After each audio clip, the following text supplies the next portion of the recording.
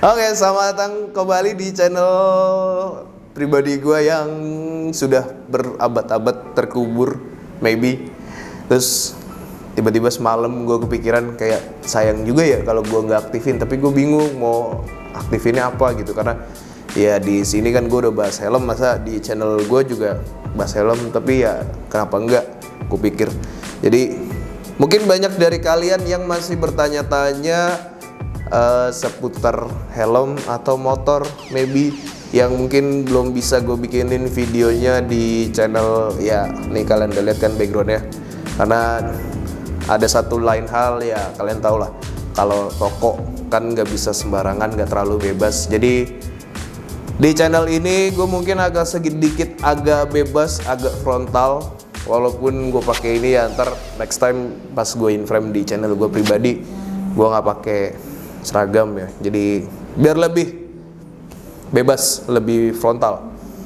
Oke, di video pertama ini gue udah lemparin, mungkin ada beberapa teman-teman yang pengen nanya ke gue, atau banyak sering nanya DM ke gue, ke Bang Radit, yang mungkin gak bisa gue jawab, makanya gue buka aja udah sekalian Q&A-nya buat penasaran kalian yang mungkin belum gue bisa jawab sama Radit di DM. Jadi di video ini bakal mungkin gue jawab ya. Jadi semalam gue udah lempar Q&A ya, mungkin kalau mau temen-temen yang mau ngobrol-ngobrol juga bisa nih lihat nanti Instagram gue ada di sini atau di sini ya. Yang pertama ada dari Rendra WNDNA. Helm pertama sampai terakhir lu. Ini helm pertama sampai terakhir maksudnya helm yang gue punya sampai sekarang gitu, atau yang gue pengen punya terus maybe nggak bakal gue jual lagi. Tapi kalau gue nangkep helm pertama sampai terakhir, maksudnya helm pertama yang gue punya. Helm pertama yang gue punya KYT RC7. Aduh gue lupa motifnya lagi, nanti mungkin akan gue tunjukin. Nah setelah RC7 ini agak lucu nih. Jadi waktu itu 2015-2016 kalau nggak salah, atau 2014 ya. Jadi kan Radit udah mulai duluan lah terjun ke dunia perhelman. Terus waktu itu gue lihat kok nih bocah sebulan tuh bisa sampai 6-7 kali ganti-ganti helm kan.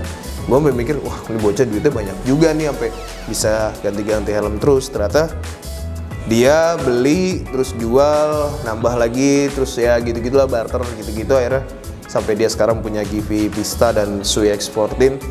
Terus ya udah gue coba kayak gitu, dan waktu itu dari RC7 naik ke K2R, dari K2R naik ke Vendetta 2, Vendetta 2 naik ke NFR,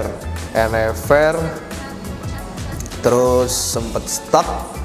Habis dari NFR naik ke habis dari NFR mulai masuk lagi ke sini. Itu gue pakai apa ya, gue belum punya helm waktu itu, Kyoto, gue inget banget Kyoto. Jadi ada lucu nih, waktu itu kan gue jual beli helm second gitu kan. Terus teman gue minta cariin sih, dia lebih kayak gue punya budget segini, lu ada barang apa, ada helm apa yang bisa cocok buat gue. Terus gue tawarin lah K2R yang Spiderman, waktu itu paket ganteng, waktu itu harganya masih lumayan deh peminatnya. Gak lama beli dari gue, helmnya hilang. Habis hilang terus gue ngerasa bersalah kan, karena wah anjing barang gue kayak nggak berkah gitu ya, nggak tahu gue punya mindset kayak gitu. Terus kebetulan gue juga masuk ke hampir 90% mungkin forum helm di Facebook. Jadi gue mungkin lebih gampang mantaunya, dan bener aja dari kejadiannya hari Jumat, hari Minggunya helmnya ketemu lagi sama gue. Di hari Seninnya helmnya udah langsung di tangan si pemiliknya. Dari situ gue mulai kayak vakum, gue udah mulai kayak nggak mau ngikutin perkembangan helm lagi, karena gue ngerasa bersalah. Dia beli barang di gue terus helmnya hilang, ya udah dari situ gak main-main lagi, sampai sekarang punya Kyoto sama NFR Safi Sakura. Terus kalau misalnya yang nanya, bang itu Sui yang di IG tuh Sui lu, kayak gitu, banyak yang nanya tuh. Jadi Sui itu waktu itu gue pakai karena keperluan syuting, keperluan bikin video. Nah itu difotoin sama Babang Ical. Siapa Babang Ical? Nah kalian harus main ke JH biar tahu siapa Babang Ical. Jadi gue, Radit sama Babang Ical tuh partner kita bertiga, proyekan bareng terus lah. Pokoknya itu satu tim kita. Oke, nah itu difotoin dia, kan di captionnya gue udah tulis itu fotonya difotoin siapa, dan memang itu waktu itu lagi bikin road review Sui Z7 ya, waktu itu ya, bikin ya, oh iya, bikin road review tapi ala-ala serius gitulah. Next, kalau misalkan pengen punya dari, maksudnya dari pertama sampai akhir, mungkin gue akan pilih X14 sama Agivista GPR yang Two Brothers. Kalau yang GPR mungkin akan jarang gue pakai, jadi akan lebih sering gue pakai Sui, entah X14 entah Spirit, karena helmnya lebih badak dibanding helm-helm yang lain. Badak dalam artian nggak banyak perintilan yang rusak kalau helmnya nggak dipakai. Oke, dari Rizky, next ya, Rizky Oktavazani Fazari 94. Ini orang Clara 94 nih kayaknya. Helm harga 1 sampai dengan 2 juta yang paling diminati bang. Diminati dalam artian minatin gua atau pasar. Kalau diminatin gua akan pilih GP Prime, Falcon FR, terus NFJ, apa lagi ya? NFJ, LS2 Arrow yang John McPhee, terus LS2 Storm yang baru, ntar videonya akan ada LS2 Storm. Terus apa lagi ya? 2 jutaan. Udah sih, kayak harga 2 jutaan segitu deh. NX Race mungkin maybe masuk ya. Kalau itu di pasar gua. Kalau di pasar yang umum, titik course. Dah. Always titik course. Lo mau kasih apa, mereka akan selalu bilang masih mendingan titik course, masih mendingan titik course. Keren kayak titik course punya fans base-nya sendiri itu sampai segitunya. Keren. Oke. Next dari Tume Maxi soal Halfest. Nah, nih jelas nih. Terutama NFJ Kairos SP300. Kalau pendapat Mas, kenapa yang malah hype malah Kairos? Kenapa yang hype malah Kairos? Di sini ada NFJ Kairos sama SP300. Oke.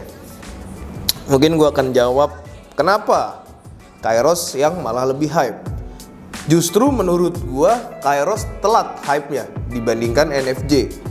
Karena pertama kali Halfest yang memang diperuntukkan buat orang kacamata, lubang intercom, terus double visor itu malah ada di NFJ. Tapi minusnya waktu tahun rilisnya NFJ dan sampai sekarang harganya masih melambung tinggi. Di harga 1 jutaan orang masih berpikir bahwa gue mendingan beli helm full face dibandingkan beli Halfest. Jadi pasarnya tuh bener-bener bukan yang ngejar bahwa bahkan laris banget gitu, tapi lebih ke orang yang memang butuh. Dan NFJ punya pasarnya sendiri dibandingkan sama SP300 dan NJS Kairos. Kenapa Kairos lebih hype dibandingkan kita bilang SP300 lah ya, jangan NFJ, karena bukan lawan sebanding menurut gua. NFJ itu dia punya pasar sendiri di kelas 1 jutaan. Jadi mungkin kenapa Kairos lebih hype dibanding SP300? Pertama, NJS berhasil bikin gebrakan di NJS ZX1 pertama kali. Tapi banyak yang bilang apa ya? Masih harus diimprove lah helmnya.